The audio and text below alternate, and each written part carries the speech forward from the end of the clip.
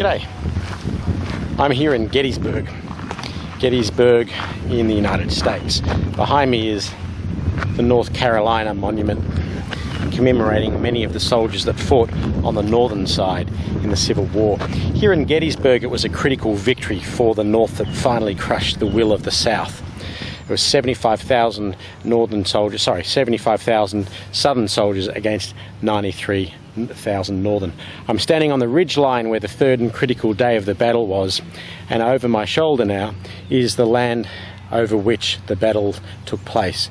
This ridge line here was where most of the Northern soldiers were, and I'm standing on the ridge line where most of the Southern soldiers were. So this whole open field is where most of the fighting on day 3, the final critical day of day 3, took place here in Gettysburg.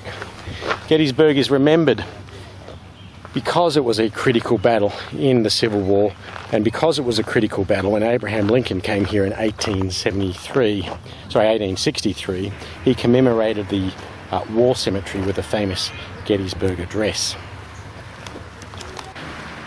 I'm just walking out through the main gates of Gettysburg Cemetery. The cemetery was started in 1854, prior to the Civil War. It's where people of the town of Gettysburg were buried. The gate behind me predates the Civil War as well. But approximately here where I'm walking now, a place called Cemetery Hill, overlooking Gettysburg, is the place where Abraham Lincoln, or approximately the place where Abraham Lincoln gave the Gettysburg Address. The purpose of the Gettysburg Address was initially just to consecrate the ground here for the cemetery for those victims, or the dead soldiers during the Battle of Gettysburg itself.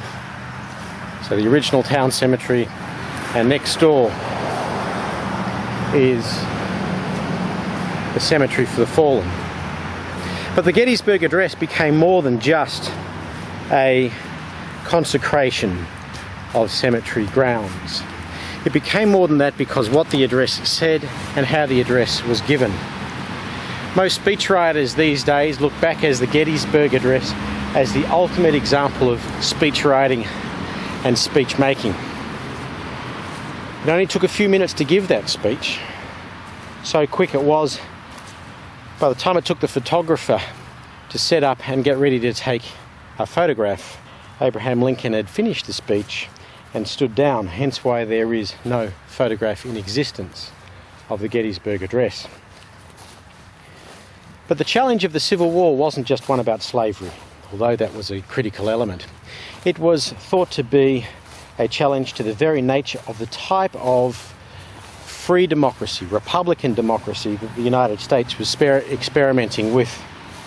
At the beginning of the Gettysburg Address, Lincoln talks about 87 years ago. 87 years ago, the foundation of independent United States after the Revolutionary War.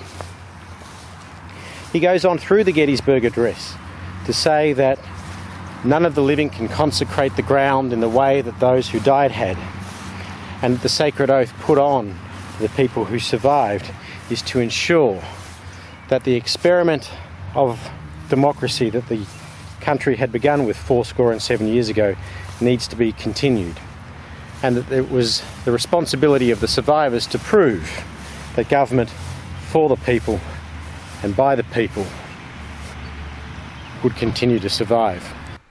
87 years ago, our fathers brought forth on this continent a new nation, conceived in liberty and dedicated to the proposition that all men are created equal.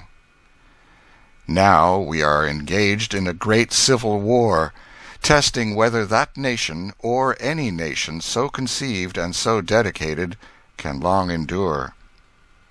We are met on a great battlefield of that war. We have come to dedicate a portion of that field as a final resting place for those who here gave their lives that that nation might live, that we here highly resolve that these dead shall not have died in vain, that this nation under God shall have a new birth of freedom, and that government of the people, by the people, for the people, shall not perish from the earth. So the Gettysburg Address is more than just an address about those who died in Gettysburg. It's more than just about the Civil War. It's about the very nature of American democracy. And it's an excellently crafted and written speech, which is why so many speechwriters around the world admire it as an address so much. I'm standing near the summit of Little Round Top, which is where the Northern Army had their defensive line, where I was speaking before, where the Southern armies were, was just over here. This was where the critical battle was fought on day 2, 2nd July 1863. You can imagine what it was like. 2 divisions of, or regiments of Texas soldiers were coming up through here from those rocky area down here. It's called Devil's Den, attacking up towards this hill here. Okay. And all of the fighting, where thousands of men died on the second day of the Battle of Gettysburg, happened between about this point here and where I'm standing right now. Fighting continued well into the evening. You can imagine what it would have been like standing here knowing there's your enemy soldiers.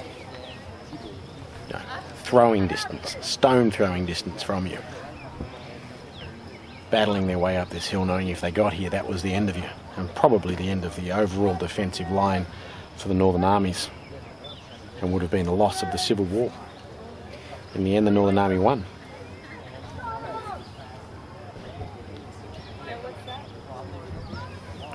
I look down on here thinking